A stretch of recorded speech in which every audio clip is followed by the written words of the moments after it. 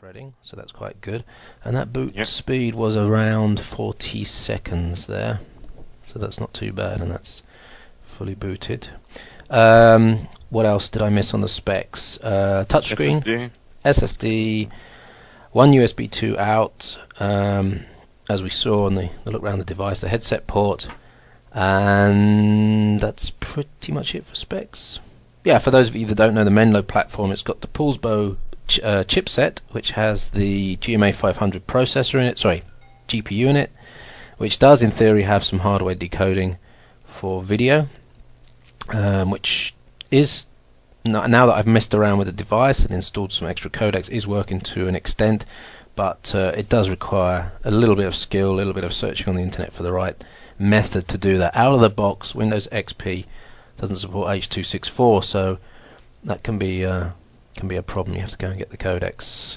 I tend to install KM Player. I don't know about other people, but KM Player is one that I usually go for as a player. It includes a bunch of codecs as well, and then I install Cyberlink codecs over the top, and then tweak around with KM Player until it picks up the right codecs. Yeah. Right then. Now Bluetooth 2.1, I guess, with a good software. Yeah, it's got the Blue Soleil stack, and it's even got this new Blue Soleil feature called the C Phone, which means you can pair it with your phone and use it as basically as a phone headset plus. So it's using the headset profile plus the control profile. Oh, you could actually, and it actually works? I haven't tested it. Okay. But in theory, that software is there. So it's a nice stack anyway. I like the Blue Soleil stack. It's quite reliable and it's good. It always seems to work well. So I've just plugged in here a remote keyboard so that I can do the mouse from remotely. Save my hands getting in the way here, because I want to show you some of the software that's pre-installed. So let's zoom in on the software. There's a couple of little bits of software which are worth mentioning, and also I'll show you the cool bar as well. Yeah. Cool. Right, let's zoom right in. This is a tiny screen, isn't it? Okay, how's that looking? Yeah, I'll have to wait a bit. Okay. Yeah, laggy Ustream. Yeah. 20 seconds. So, well, the one bit of software that's kind of interesting is called The Pot, which you can actually pick up off the net. Whoops, losing focus there. But they've made a version for the UMID here, which links in with some of the UMID hardware. It's basically a bit of overlay software for starting up applications and players, and there's the and it's got quite a nice little user interface. It's quite responsive, and it's quite usable. The media player is integrated, although it does take a long time to import files. But you can start up the web browser, do all sorts of stuff. So you can do the brightness from here, volume, and I've got some shortcuts set up to start up applications. So for example, Firefox, and then it puts the little touch side icon floats above everything on the right. So you just click that again and it brings up a basic UI, and then you hit main and you're back to where you were before. So it's actually not too bad as a starter. The only thing I don't like about it is that I don't like extra software getting in the way, especially when you've only got 512 megs of memory. So I actually turned it off. But having said that, I think it's a good bit of software and could be worth for just simple usage using that. Actually, let's just close that software off now. So quit, application quit. Okay. Yeah. So in many of these small UMPSs there are softwares to help us to use the small screens, but actually many of us who use those devices don't really use any of those. So yeah, it's fun. But it might be also a selling point, so you can show off and have a nice pictures on the press releases and so on. So yeah, that's in true. a way I understand it. but hardly ever use any of What I really don't like about those softwares as well is that they only seem to last for 6 months before they stop getting any support or anything extra, and you can never rely on them to have bugs fixed or to get better, over time. Yep. This is a shame, like Origami Experience, basically. Yeah. So the other software that you need to know about is this cool bar, and you can basically, if you do function and then tap it, you get the options up. So now let's switch it to brightness, and then what I can do is wipe across and then back, across and then back.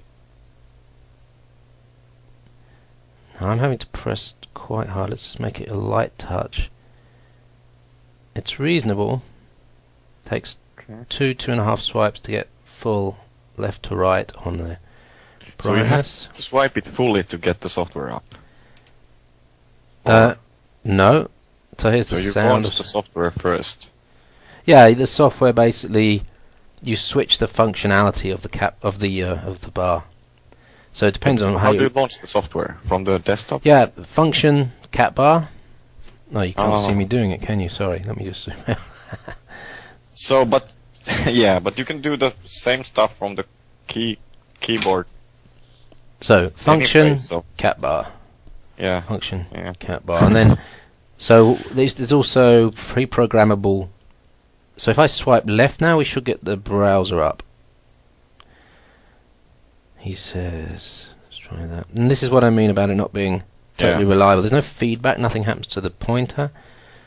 Swiping right should get the media player up, but maybe I haven't.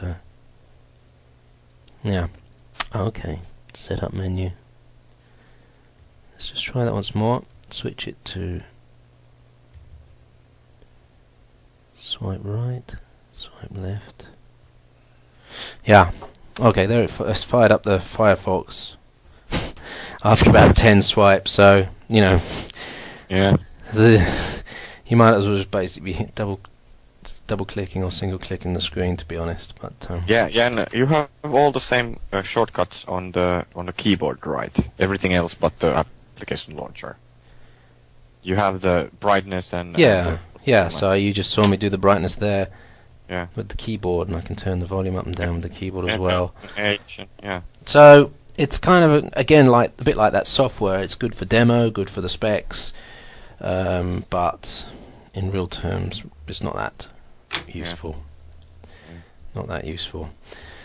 Okie doke. So let's just check quickly. Let's see if there wasn't any other software on here that I forgot. I think it was all there.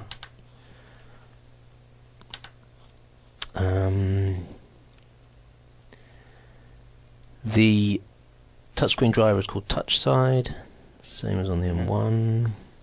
Yeah, that's pretty much it. All the other software stuff I've installed myself. So, a quick demo of the mouse pointer, I think, is in order.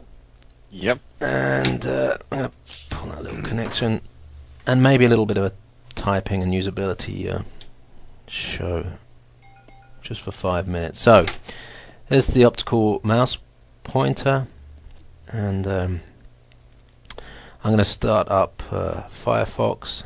Let's close it down, go to the start menu, scroll up, Firefox. Once you get used to it, it's pretty fast. So I'm going to go to run, I'm going to type notepad, return. So with the keyboard, as always, getting things done is a whole lot quicker. And of course you've also got the possibility to use XP's shortcuts, and nicely on this keyboard Control and Alt are together. So if you set up Control Alt, for example, I've got B as the browser, so let's just close this one. Control Alt B should bring the browser up. There you go. I've got Control Alt M, I think, for the media player, and you can set them up as you want. So like like with your Droid JKK, those keyboard shortcuts really help. Once you start getting used to them, you've also got the start button, Windows start button as well. Gets pretty useful. So zooming around with the mouse pointer again, you might notice that I've actually changed the font sizes default font sizes on this. This is a 1024 by 600 screen, which on a default XP install on a 4.8 screen is pretty tough to see. Yeah. So there's a number of optimizations. Many of you will know about them, but basically switching the DPI up to 120, and I've actually changed font sizes and icon sizes to be large as well. I've done a number of changes to Windows as well to give different scroll bar sizes, different close button, and that sort of thing as well. So Yeah.